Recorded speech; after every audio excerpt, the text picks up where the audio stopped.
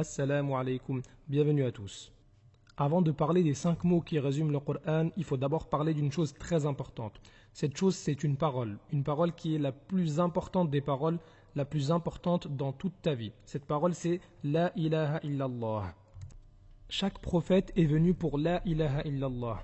C'est avec La ilaha illallah qu'on devient musulman. C'est aussi avec La ilaha illallah qu'on est sauvé de l'enfer. Sauf qu'il ne suffit pas de dire La ilaha illallah sans comprendre ce que signifie La ilaha illallah. Le prophète alayhi salatu wassalam, il a dit Man mata wa huwa ya'lam annahu la ilaha illallah dakhala al-jannah. Celui qui meurt et qui connaît La ilaha illallah entre au paradis. Donc si tu n'as pas compris La ilaha illallah, tu risques de contredire La ilaha illallah alors que c'est le but de la création. Sans La ilaha illallah, il n'y a pas de paradis. Sans La ilaha illallah, Allah ne te pardonnera pas. Sans La ilaha illallah, toutes tes bonnes actions seront annulées. Quand on regarde le calcul suivant, on a l'impression que le résultat va donner quelque chose de très très grand.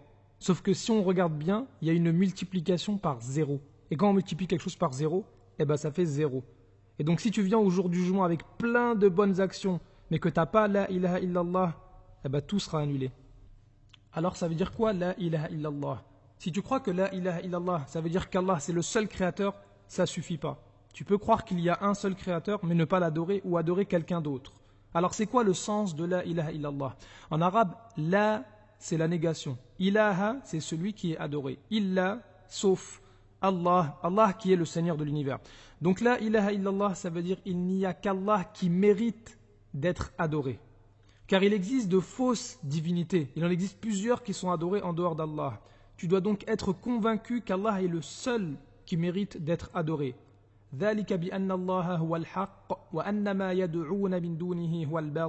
C'est ainsi qu'Allah est lui le vrai alors que ce qu'ils invoquent en dehors de lui est le faux. Allah est donc le seul qui doit être invoqué, le seul qui doit être prié, le seul pour qui on doit sacrifier, le seul par qui on doit jurer.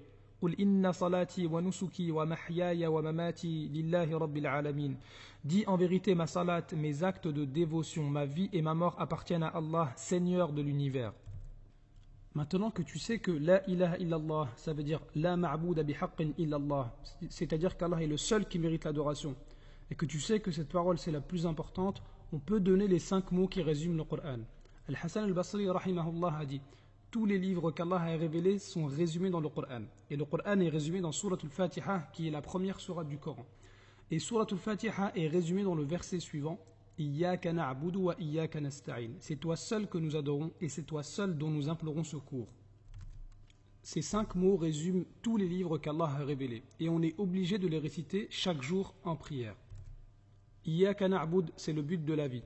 Wa iyyaka nasta'in, c'est le moyen d'atteindre ce but. Iyyaka na'bud, c'est La ilaha illallah. Allah est le seul qui mérite d'être adoré. Wa iyyaka nasta'in, c'est La hawla wa la quwwata illa billah. Il n'y a de force ni de puissance qu'en Allah. Iyyaka na'bud, c'est donc l'explication de La ilaha illallah. Wa iyyaka nasta'in, c'est le moyen d'appliquer La ilaha illallah.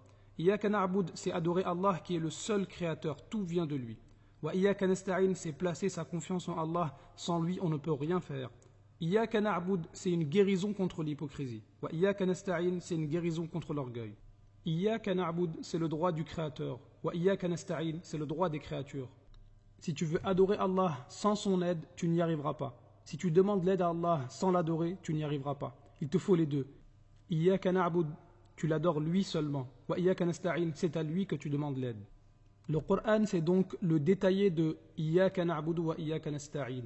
C'est un livre qui nous détaille ceux qui ont réussi à mettre en pratique Iyyaka na'budu wa iyyaka nasta'in et ceux qui n'ont pas réussi à le faire. C'est un livre qui nous raconte comment Allah a sauvé ceux qui l'ont adoré et ont placé leur confiance en lui, et comment Allah a châtié ceux qui lui ont donné des égaux et ceux qui pensaient qu'ils n'avaient pas besoin de lui. Le Coran, c'est un livre qui nous pousse à méditer sur la création des cieux et de la terre, une création venant de la part d'un créateur puissant et miséricordieux. Ainsi, le Coran, c'est le meilleur livre qui nous apprend à connaître et à adorer correctement le Seigneur de l'univers, car le Coran, c'est un livre de 600 pages, dont chaque page parle d'Allah. وما أرسلنا من قبلك من رسول إلا نوحي إليه أنه لا إله إلا أنا فاعبدون